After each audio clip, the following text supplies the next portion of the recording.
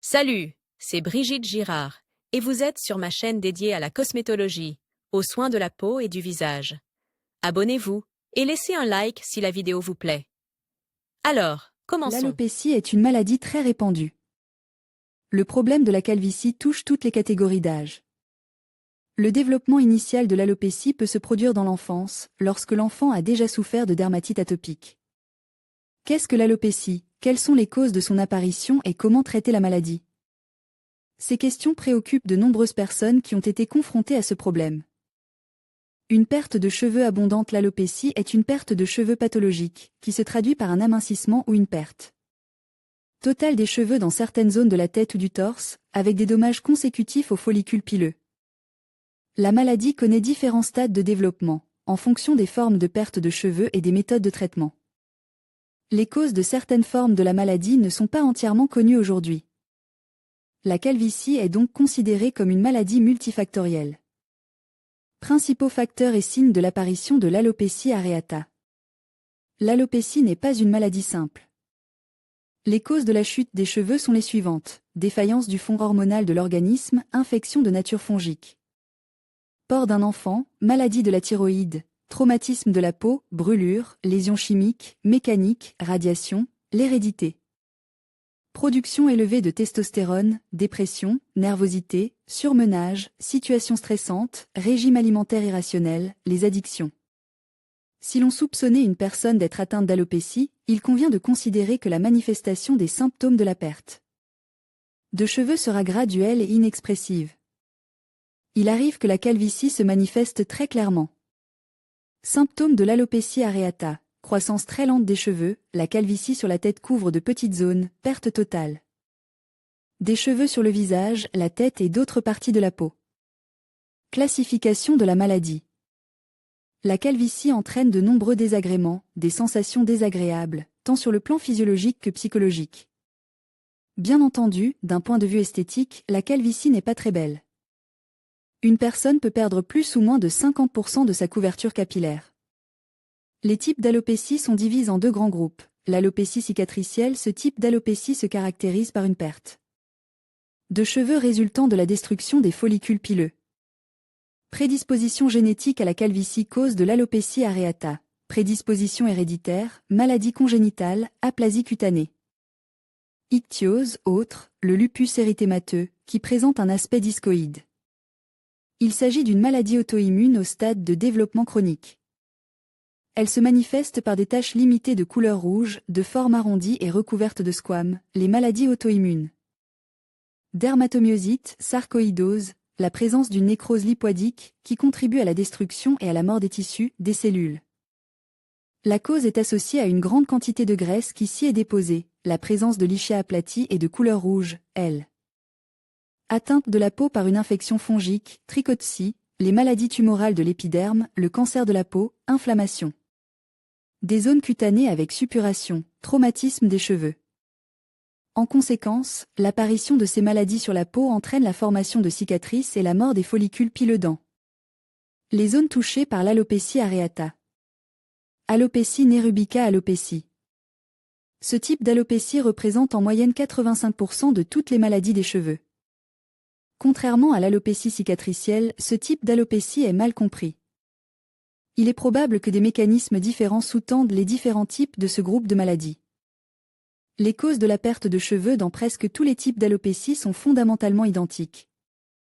Cause de l'alopécie non maligne, troubles de la nature immunitaire et auto-immune, troubles du métabolisme, des acides amines, des oligoéléments, des protéines, maladies et troubles du pancréas. Les maladies du tube digestif, contribuant à une mauvaise absorption des nutriments, l'effet de certains médicaments sur les cheveux, l'intoxication des cheveux sur le lieu de travail dans ces manifestations aiguës et chroniques à la maison, les radiations radioactives sur les cheveux.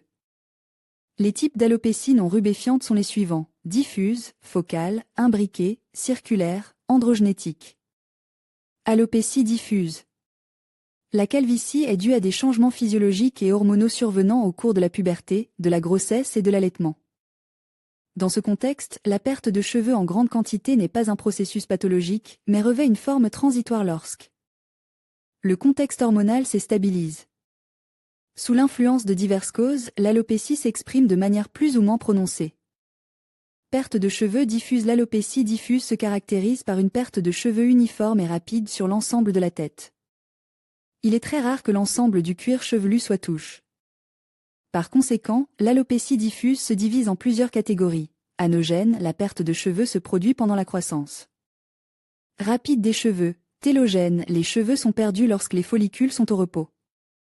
La perte de cheveux diffuse est souvent due à des situations stressantes, l'utilisation de drogues, la prise de certains médicaments et contraceptifs, d'un manque d'oligo-éléments pour les cheveux, d'une carence en fer lors d'un cycle menstruel irrégulier chez la femme, lors d'une résection gastrique en raison d'une mauvaise absorption du fer. Alopécie circulaire et alopécie androgénétique. La calvitie nidiculaire touche les hommes et les femmes avec la même fréquence. Au stade initial du développement de la maladie, des zones symétriques de calvitie se forment. Les cheveux tombent souvent dans la région occipitale, en forme de cercle ou d'ovale. Une croissance excessive et une fusion sont possibles.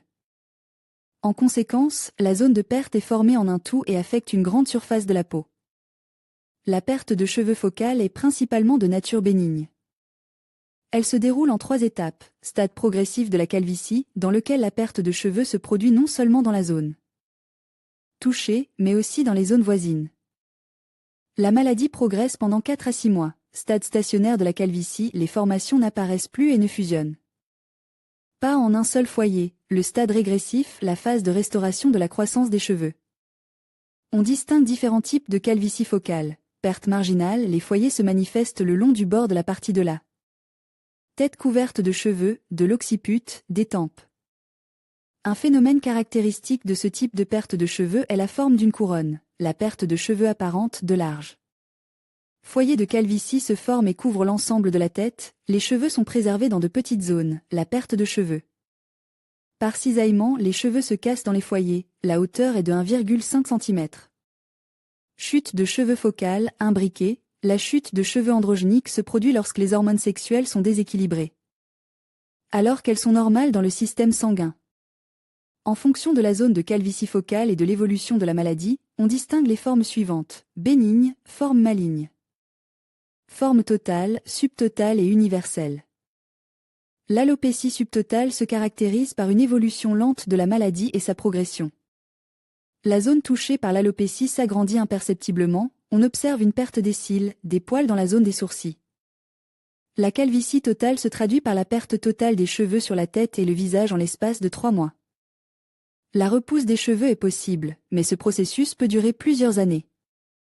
Elle se produit dans l'ordre suivant. D'abord les cils, puis les sourcils et la partie du visage. Les cheveux de la tête sont restaurés plus tard. Le type universel se caractérise par une perte de cheveux sur toutes les parties du corps.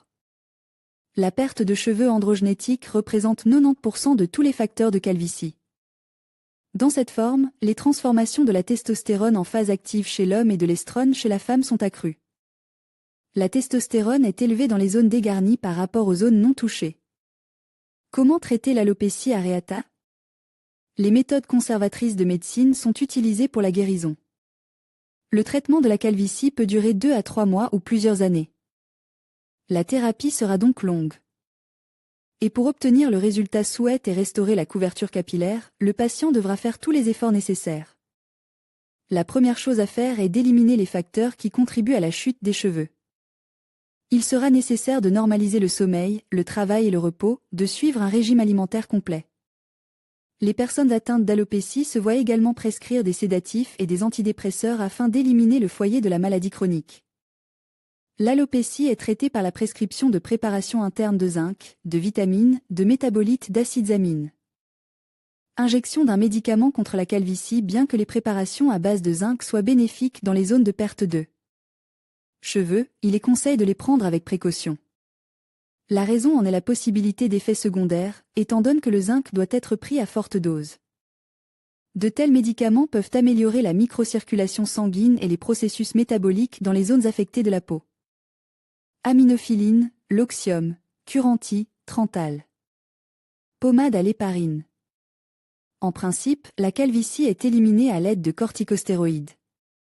Différents médicaments sont injectés dans le foyer affecté à l'aide d'une seringue. Des gels et des pommades tels que dexaméthasone et fluocinolone sont également utilisés pour lutter contre la calvitie. En cas de calvitie, il recommande de suivre des procédures de physiothérapie. Il peut s'agir de courants d'Arsonval, de thérapie au laser et à microcourant, de divers massages. Les immunomodulateurs sont utilisés dans le cas de l'alopécie areata, levamisole, inosiplex, timopantin. Les glucocorticoïdes sont utilisés en application locale contre la chute des cheveux afin de supprimer l'agression auto-immune. Si les formes d'alopécie sont malignes, le traitement se fait par voie orale. Il peut s'agir de comprimes ou d'injections pour l'alopécie areata. La thérapie par impulsion avec la prednisolone et la triamcinolone est considérée comme une méthode efficace pour lutter contre la perte de cheveux sous toutes ses formes.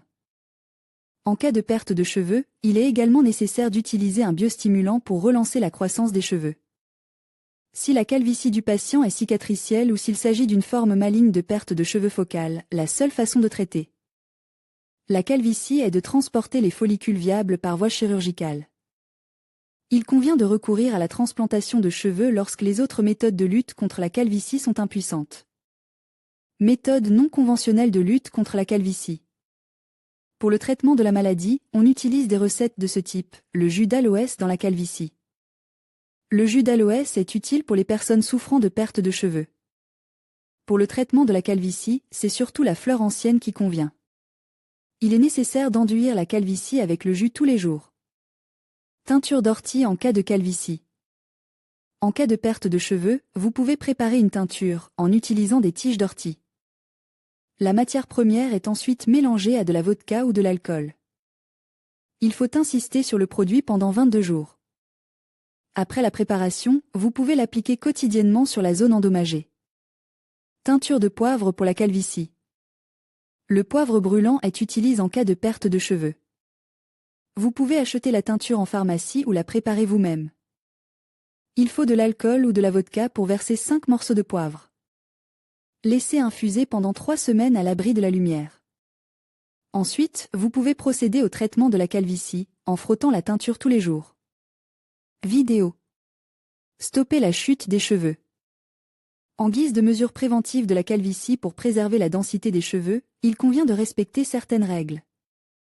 Utilisez le moins possible le sèche-cheveux et le fer à lisser. Ils sont en effet nocifs pour les cheveux. Vous ne pouvez pas vous peigner avec des brosses rigides. Par temps de gel, il est nécessaire de porter un couvre-chef. Vous pouvez vous laver la tête avec des décoctions de plantes en remplacement du shampoing. Il est nécessaire de surveiller son état de santé et de contacter à temps un médecin pour obtenir de l'aide.